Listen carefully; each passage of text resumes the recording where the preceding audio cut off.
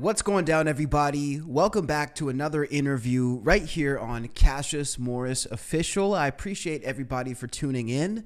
The interview drought of December is finally over. It seems like we're back to a little bit of normalcy here and back into full swing with booking guests. So I'm really happy to have the one and only Frank Hannon of Tesla joining me on the channel today. I had an awesome conversation with Frank, spanning from the early days of his career all the way to the 80s, 90s, and up to current day. He speaks on touring with some of the most legendary acts in rock and metal, including the Scorpions, Iron Maiden, Mötley Crüe, Aerosmith, and many more, and speaks on many different topics brought up by listeners and viewers of Cassius Morris Official, and of course fans of Tesla. Real quick before we jump into this interview, I just want to remind everybody that if you do enjoy my videos, please click that subscribe button.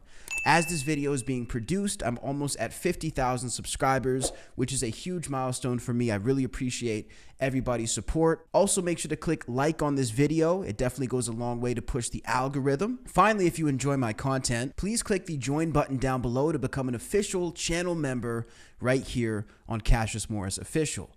Becoming a channel member means you get unlimited access to exclusive content and different membership perks right here on the channel, including videos and interviews that nobody else is going to be able to see, all exclusive for the channel members. Make sure to click that join button on your desktop down below.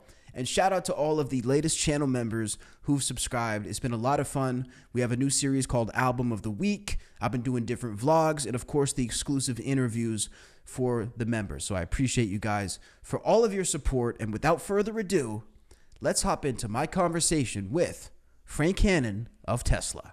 Frank Hannon, how's it going today, man? I appreciate you making some time, and Happy New Year. Happy New Year to you, man. It's going pretty good. Beautiful day outside. I've already been up doing a bunch of stuff, loading hay and taking care of animals. Oh, cool. So do you have like a sort of farmland over there? Yes, we do. Yeah, we're on some acreage here down in Florida. And wow. yeah, people that are familiar with me, otherwise known as the guy from Tesla. Right. They know that I've been involved with horses for many years. And yeah, so it keeps me busy. That's really cool to have that sort of duality in your interests. I mean, you know, I don't know anything about horses, but I will tell you I've ridden them twice, once in the mountains and once through the Caribbean. And there's a calming effect about those beings. Like, I don't know what it is, but you could probably speak to that. Yeah, they're very in tune and intuitive. Their horses are, in nature, they're a flight animal, meaning that their nature is to run. They're not, mean or violent creatures. They're not predators. And they're very herd driven, which means that they get attached to their herds and their pack, so when they become attached to humans, it's a wonderful thing because they look to humans for leadership. So it's possible to really establish a great relationship with a horse. But it takes a lot of work and a lot of daily commitment to developing that kind of thing. It's like practicing a guitar. You've got to do it all the time in order to really become natural at it. And consistently. And I learned that a long time ago when I was trying to get better at being a horse person. It has to be a consistent thing. Yeah. So, and like guitar, it's one of those things that would require, consistency, but not everybody wants to put that work in, even though they'd maybe like to have the final result. There you go. And that's kind of true with everything. Anything in life takes a lot of effort and work and consistency and commitment. And, my wife is really the expert writer, and it comes very natural to her, and it's something we do together.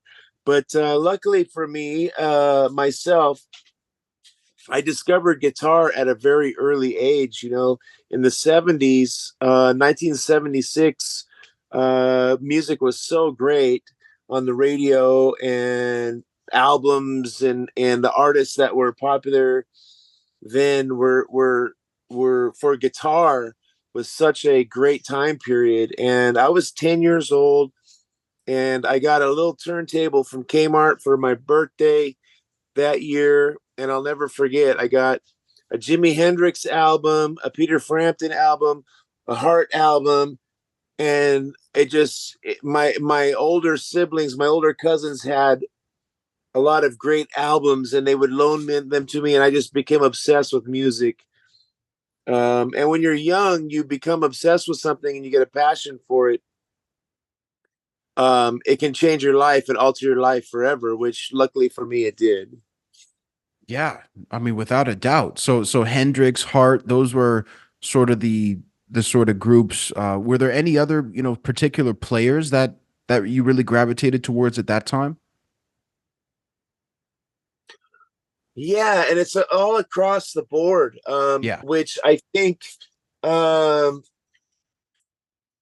for me as an artist today and as a solo artist and also with Tesla, you can hear some influences in it that are all across the board. Like for example, in my home, as a kid, my stepdad loved Hank Williams Sr. We were always listening to Hank Williams, You're Cheating Heart, and that really authentic Hank Williams music. Johnny Cash was really huge to me when I was a kid. I loved the tone of his voice.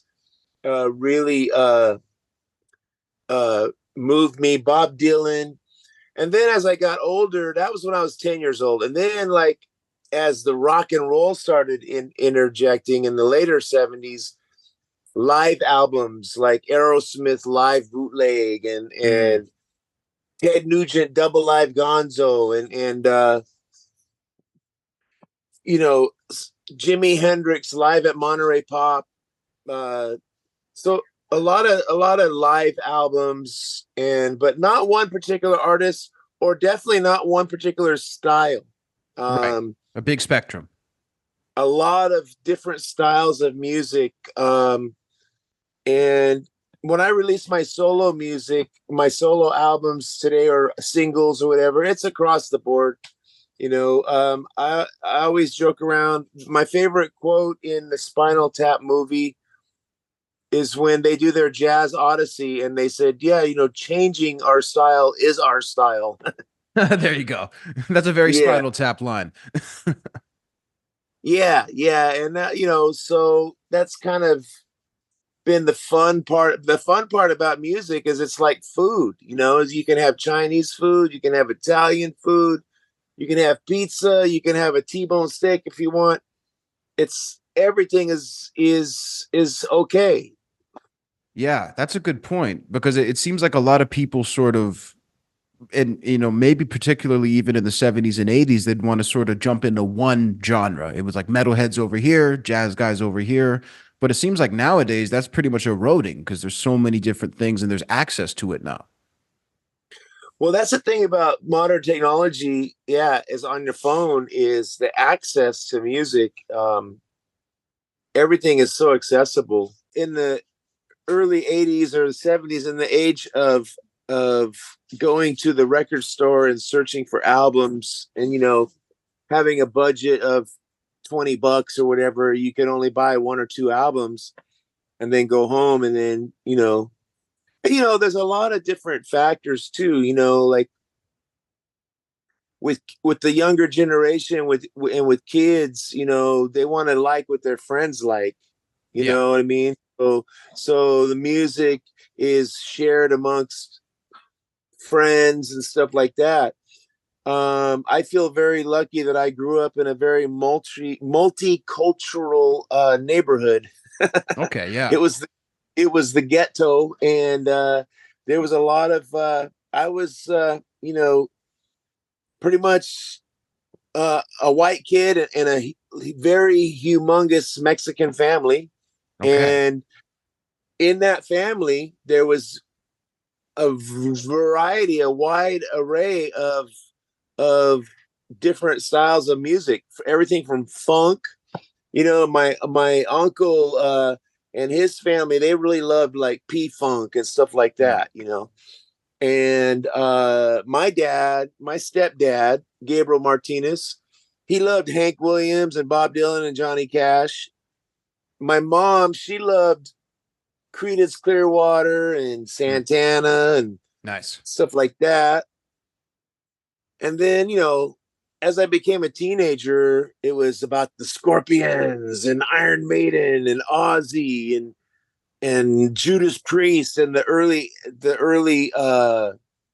stages of British metal that came to America. And then of course the almighty Van Halen. Of course. So it was all over the map for me musically.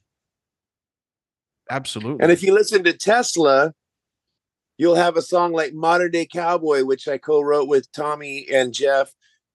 Tommy was definitely more of a metalhead. I Mm. was more of the hippie country guy. So in Modern Day Cowboy, in the verses, there's some picking acoustic mixed with the heavy metal riffs. Yeah. But in What You Give, there's a country twang that I put in some of that song. If you listen to Tesla's Love Song, it starts off with a beautiful little acoustic classical thing and then ends up with the big guitar solo vamp. Exactly. So that's kind of because of all the different influences, not just from myself, but with each guy in the band Right. has multiple different influences in Tesla. Yeah, I mean it's a very, it's like a melting pot of different musical styles, right? And I mean I think it definitely shows when you listen to the work that you guys have put out. Um, I have a ton of questions obviously about all you guys' records and many things on Tesla. I do want to ask though, just since you mentioned Van Halen briefly in passing, you know, one thing that's curious to me is that since the passing of Eddie Van Halen, it seems like this is one of the losses in the rock and metal community that has been really hard for people to grapple with, and it almost feels like it's not real that he's gone for a lot of people. Just curious, what do you think that phenomenon is, and why do you think this has been such a challenging loss? It's been a big one. Well, Eddie Van Halen was very charismatic. His personality, his smile, his energy, his personality and his approach to the guitar and his innovativeness and was very unique. And on one hand, he seemed like a very friendly guy. And on the other hand, he played this amazing guitar, innovative, groundbreaking guitar that was like from another planet. So, yeah, I think people really gravitated towards those things. And he'll go down in history as, like the Mozart of rock and roll guitar.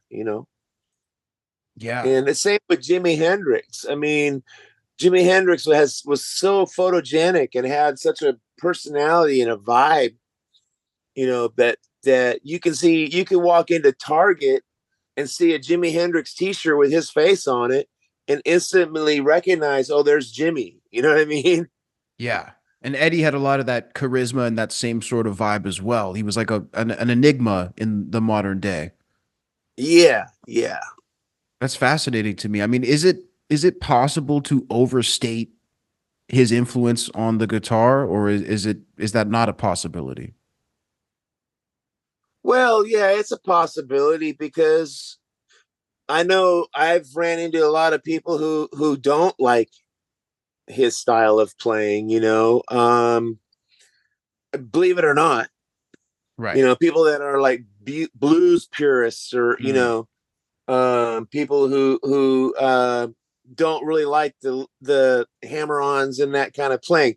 But no, it is not possible to overstate the impact he had in the 80s Right. of and the late 70s, when I remember coming home from Tower Records with Van Halen 1 and putting it on my Kmart turntable and hearing the intro of the album was that Running with the Devil with the sirens coming down and then that guitar, and then out of that straight into Eruption, and then into Ain't Talking About Love. The sound of the guitar was like, it was just mind blowing, you know. And then everything he did after that on the second album was Spanish Fly and Somebody Give Me a Doctor. And it just, for those first four albums that Van Halen put out, you can't understate the impact that he had on the guitar player in people that were going to music stores and buying guitars. I mean, you know, all of a sudden Gibson guitars weren't popular anymore, and it was guitars with stripes on them that were popular, you know. Yeah, because at first it was all the Jimmy Page, you know, Ace Frehley. It was all a certain kind of style, right? But he completely shifted it. And you mentioned the sound too. I mean, to me, you know, obviously as a younger sort of listener, like to me, those Halen records, they hold up production wise, almost like something you could hear today in a sense. That's mind blowing to me. Well, they were underproduced. They weren't overproduced with a lot of overdubs. Basically, those records are live in the studio, and then they colored them up with a couple little colors here and there. But the energy that they captured live on those first Van Halen albums is so real and powerful and high energy that'll last forever. Yeah, definitely. You can't overwrite that. Now, Plus, you they know, had great songs. The songwriting, that's the difference between any band, is the songs, really. And, you know, Little Dreamer, Ain't Talking About Love on that first album. And then on the next album, you know, um, Dance the Night Away is a great, well written song. And all the way to Unchained and The Cradle Will Rock. I mean, you know, it just the list goes on and on, the songwriting. And then even when they had Sammy Hagar in the band, you know, Right Here, Right Now, you know, Hot Summer Nights, mhm. you know, Why Can't This Be Love? Uh, the songwriting really sets them apart. Hey, but we're turning this into a Van Halen No, tribute. that's I the love it, thing. man. I have a question here now about Tesla. Just figured I'd get your thoughts. You know, so you mentioned obviously the guys are like a perfect sort of blend of different music. Maybe let's take it back to the beginning. You said you started playing guitar at a very young age, close to the age of 10. At what point did you sort of find the guys from Tesla, and how many sort of groups did you have to go through to find the right mix?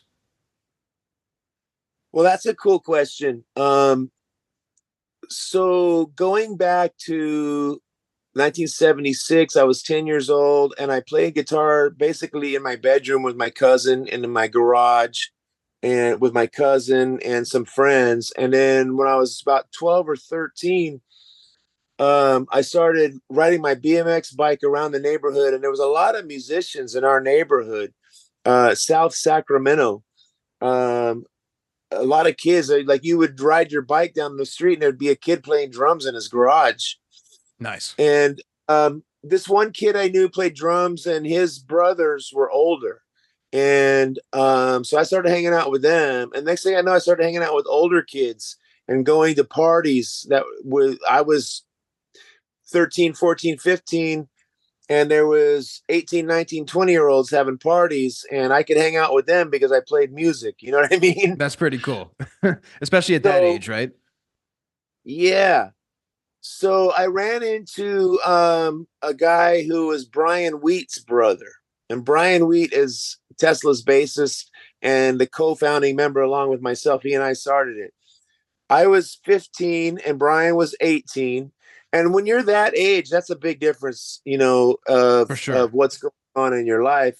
However, I grew up pretty fast. I had been at parties and doing crazy stuff by the time I was 15. Okay. So I went to a jam and I met Brian, and he and I hit it off because we're both very super driven and we're not afraid to work.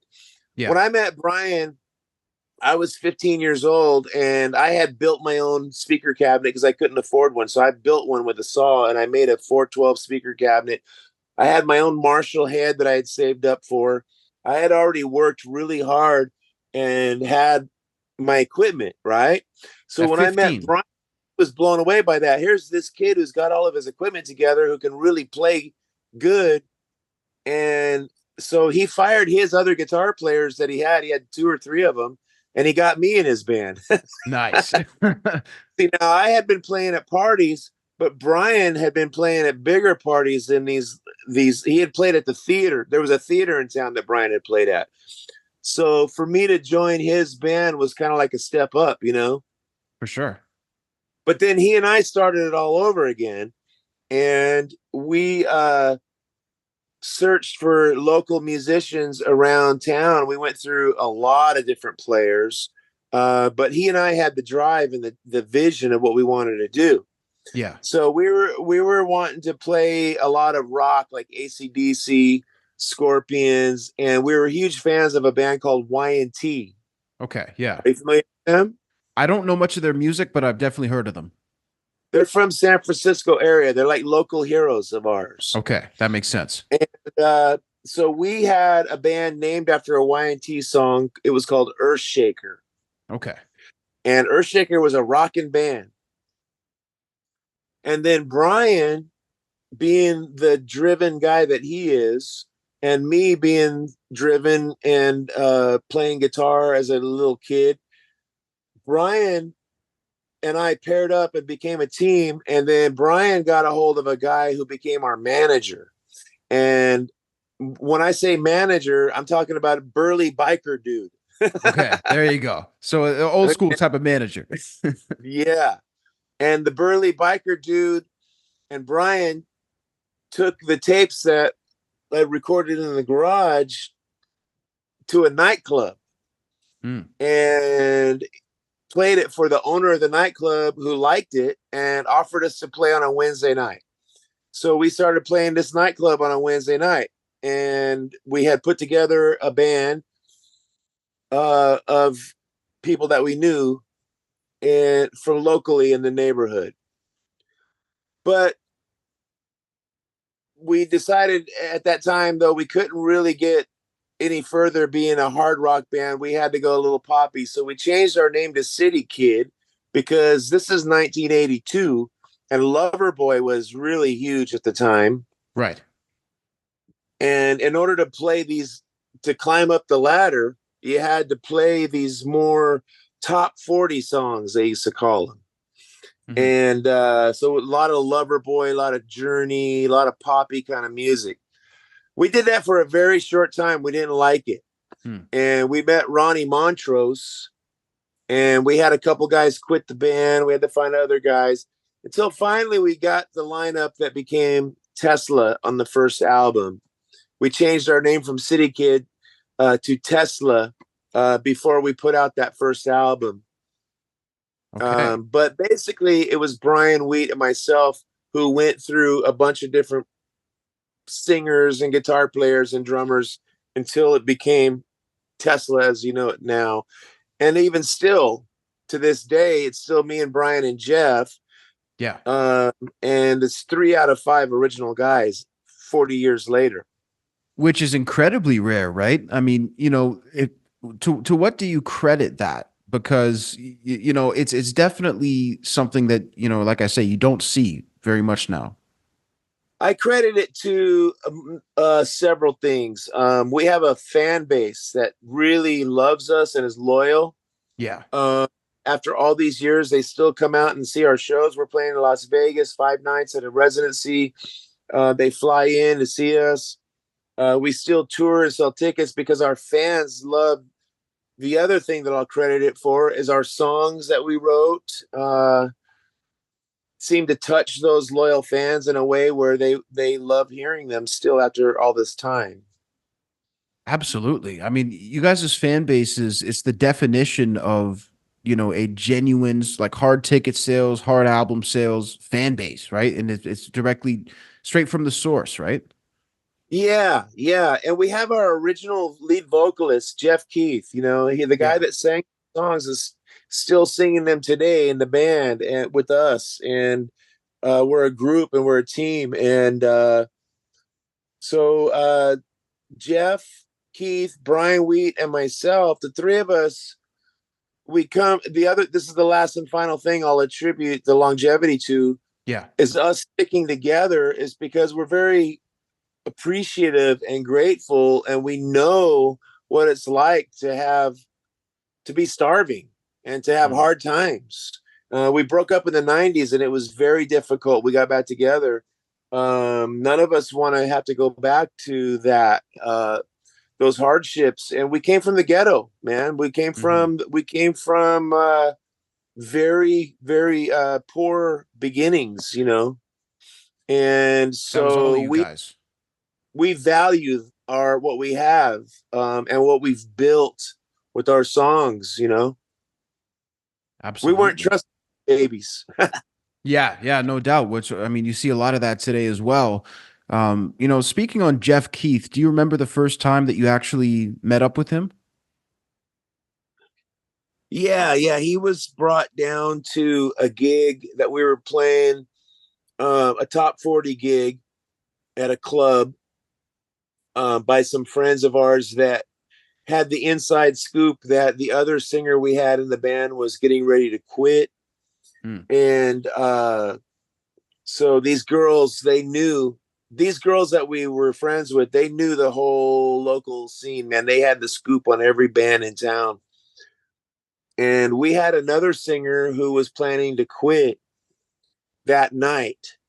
That And night. so they brought Jeff Keith down to sit in with us, knowing um, that I was personally going to love his voice.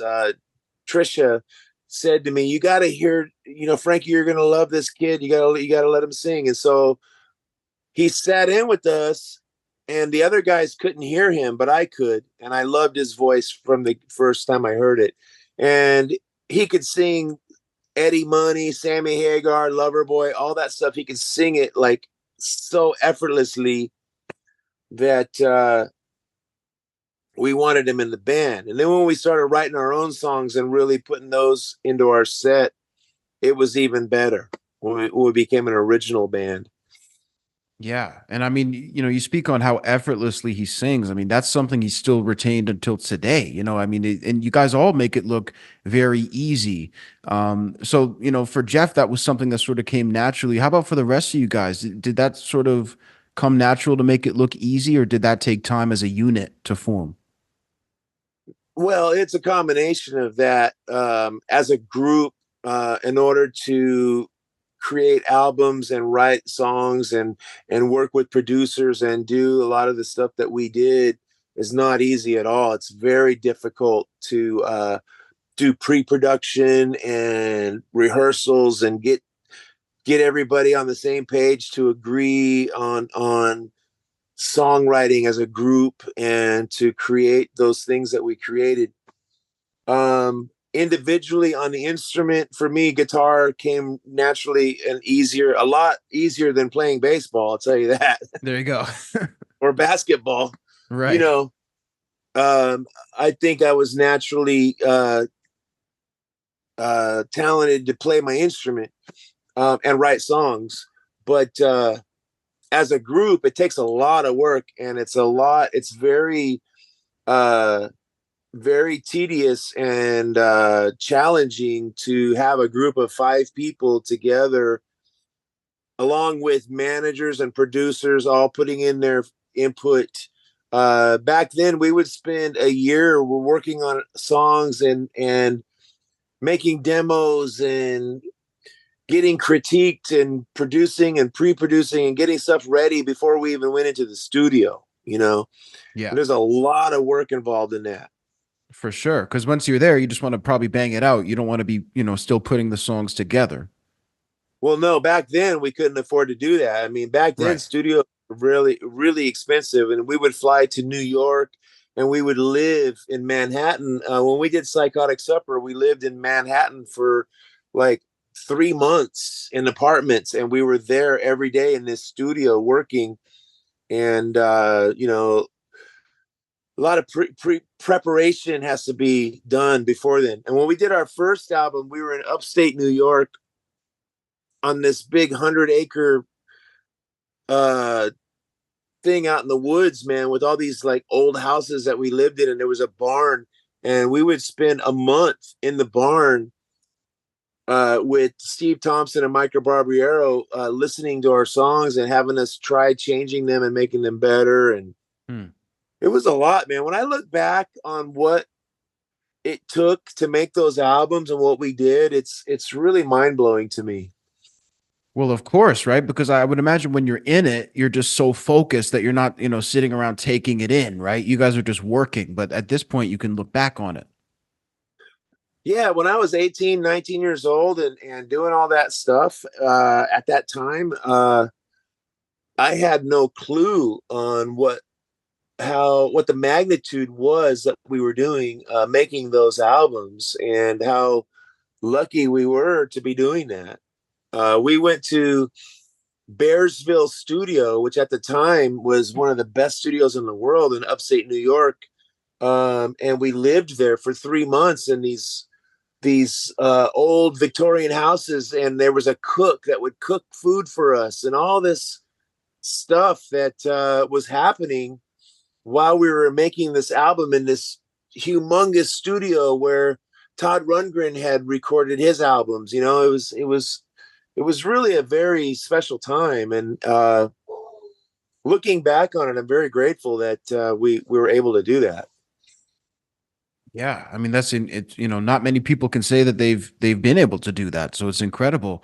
You know, when you look at your time, obviously when you found the lineup that we came to know and love, you guys were playing clubs. I mean, what was the sort of element that took you guys from sort of club act to all around the States and then eventually international? Well, we had been playing the clubs a lot in our hometown. We had also gone to LA a lot and drove down there in the heyday and played at the Troubadour and the Country Club and places as an opening band. Okay. So we honed our skills in our hometown of Sacramento at a club called the Oasis and a couple others. And we would also headline those shows ourselves, but we would also open for nationals that would come through. So we became a very competitive, high energy, tight rock and roll band live. Yeah. And we were very driven to be a really good live band. So fast forward to after our first record,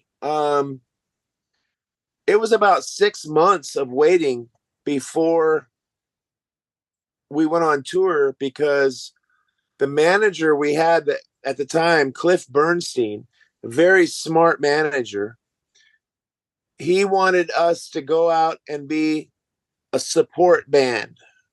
Okay. On a big national tour, instead of going out and doing clubs and doing that, continuing to do what we had been doing. He wanted to wait, and he wanted to put us out in a very high profile tour as a support band when Modern Day Cowboy was on Headbangers Ball. Okay. Yeah. And so what he did is he made us wait, and we waited and we waited. And then we finally got the phone call that David Lee Roth on the Eat 'Em and Smile tour, which at the time was the biggest tour in the world, picked us and to be the support band on his tour. So once we did that, and we went out and we were playing at the Meadowlands, and we were playing at New Haven, Connecticut, and all these huge arenas as a support band, then the next thing you know, we're supporting Alice Cooper. We jumped from tour to tour to tour to tour. We supported Poison. We supported Great White. We supported Def Leppard in their heyday, Uh, we went to Europe and we supported. We opened up for Iron Maiden at San Jose Sporting Spartan Stadium.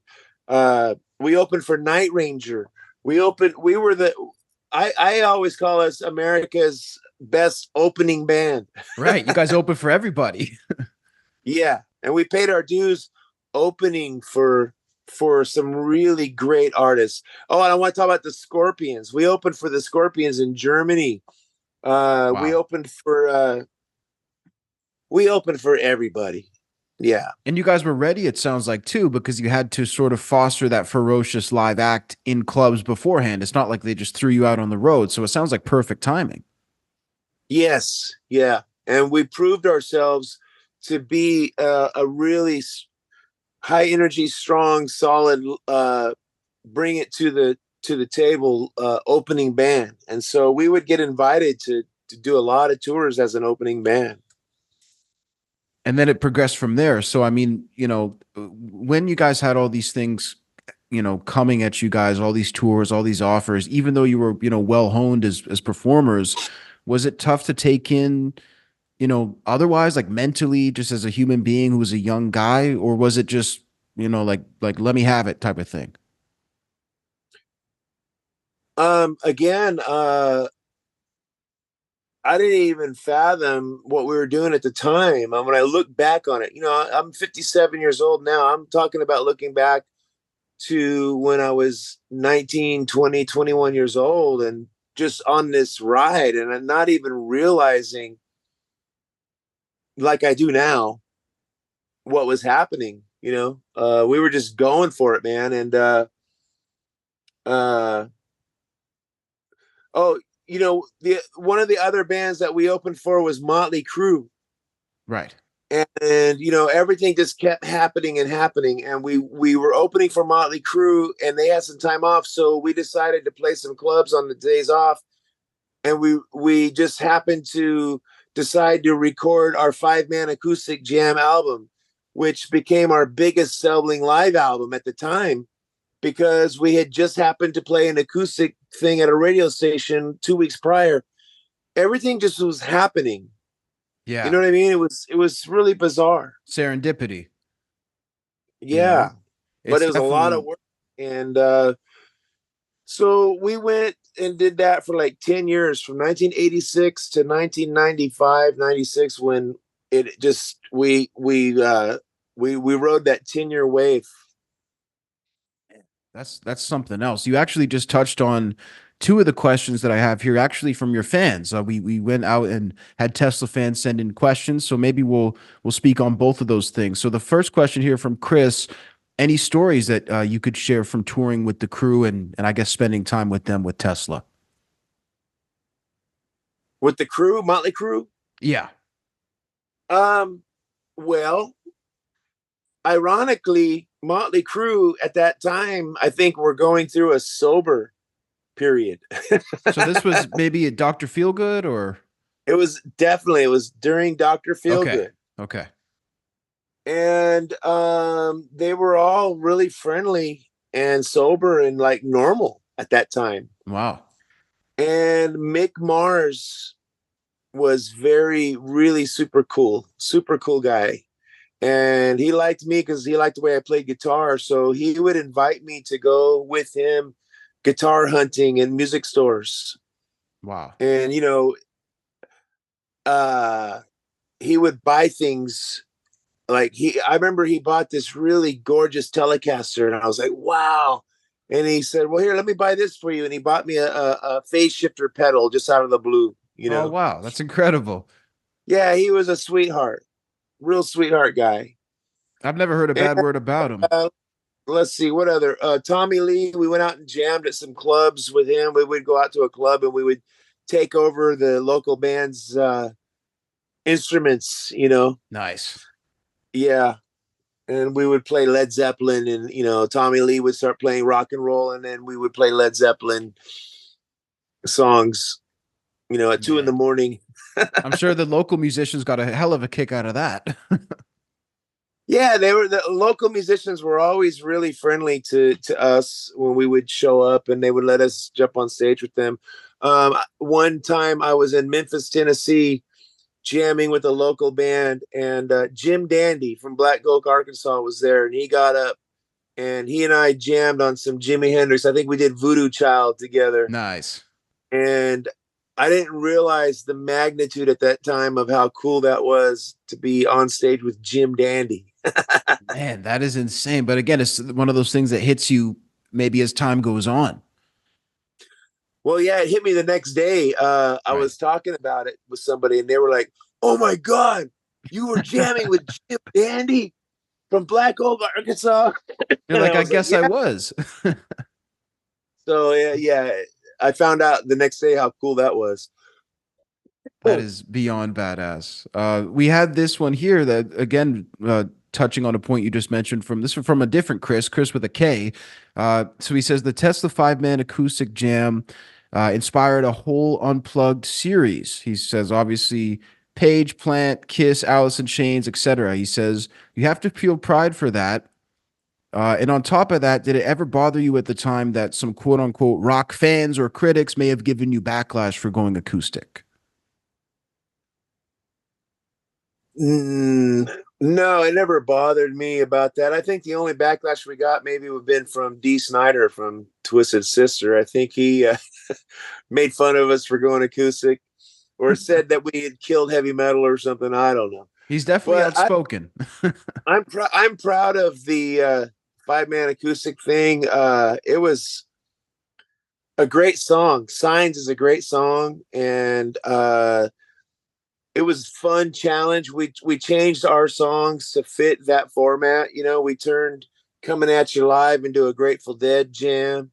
We played Modern Day Cowboy more like a bolero, you know. So Mhm. creatively it was really a peak for us to do those different things musically. But I don't take credit for, you know, changing. I mean, at the time we were on the forefront of the unplugged movement. Yeah. But you know, the Allman Brothers and Led Zeppelin and the Stones, they were all doing acoustic sets in the middle of their shows in the 70s. I mean, you know, Frampton Comes Alive and has a whole side two is all acoustic.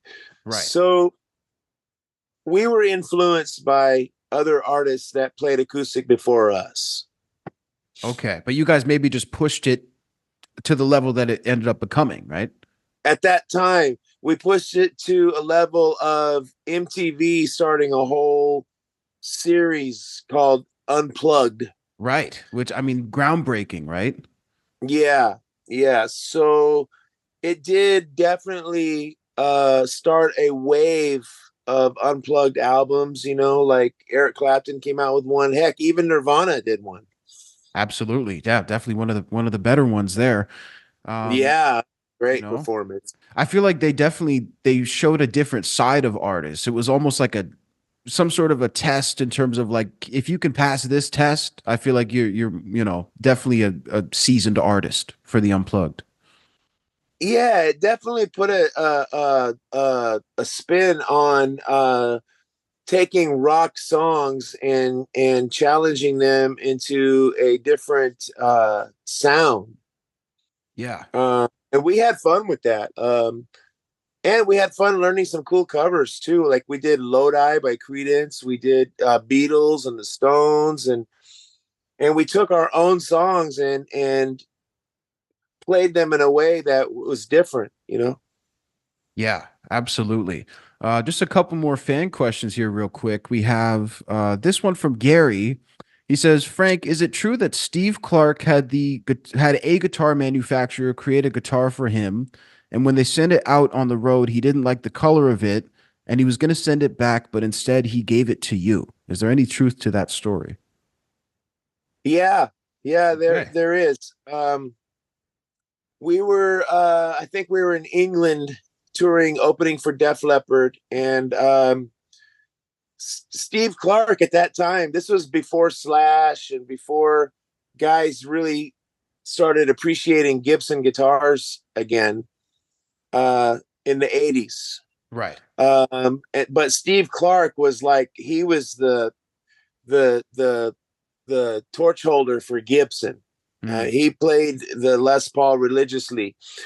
Well, they sent him an SG, and I was always a Gibson guy from the very beginning. And I used to play a gold top and an SG, and mainly an SG. And Steve Clark was a really cool guy, man. He was really, really friendly and would always hang out with us, being the opening band. And one day he brought an SG over to me and said, "Hey, Gibson sent me this, but I'm not going to use it. And I noticed that you loved SGs, and so I want to give it to you." And he did. He gave me a Ferrari red SG, Wow. and I wish I still had it. It got stolen with a truck. We had a whole truck stolen with all kinds of equipment, and that guitar has never been recovered.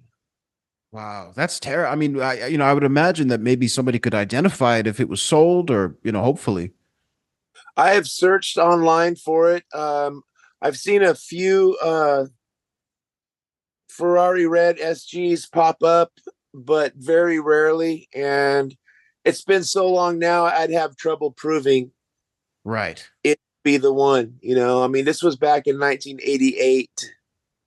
Man, that's So, unbelievable. uh, many years ago, but I'll always cherish that memory. I'll always cherish memories of Steve Steaman Clark. We play a tribute to him in the Tesla show with Song and Emotion, and we put his picture on the screen behind us at the end of the song. And he was definitely just a killer songwriter. I mean, Bringing on the Heartbreak, Rock Brigade, Let It Go. I mean, such great guitar riffs. Yeah. No, absolutely timeless. Speaking of the Tesla show, people will be able to check you guys out. You'll be returning to the House of Blues, Las Vegas, on April 5th, 24. And definitely, I mean, I've spoken to Dave Rude and Brian Wheat, and it sounds like the band has an incredible time at that venue. So I know fans are in for a really awesome show. Yeah, those shows are really great because we change our set list up and we have the ability to work on stuff because we're in the same venue for 5 shows in a row. Exactly. Yeah. Maybe plant your feet on the ground for a little longer and, get a feel Yeah, for the room. yeah. So we're going back for a third time.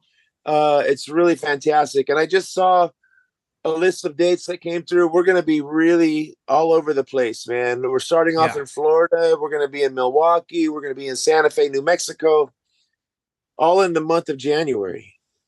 Yeah, it's going to be huge. And we'll have the link down below if you guys want to go check Tesla out on tour. Make sure to get some tickets and let them know that you saw Frank here on the show. Frank, I really appreciate your time. I got one last question here for you. This was actually part two of Gary's question. He says he saw you guys on your very first tour at the Texas Jam, and he just wanted to know how big of an opportunity that was at the time and if you have any memories of it. Oh man, that was the biggest opportunity ever of a lifetime. And I do have some memories. I've told stories about this, us driving to get there and getting pulled over by the cops because we were smoking weed and driving too fast across Texas. And we had to pay our way to get out of that problem to get to the gig.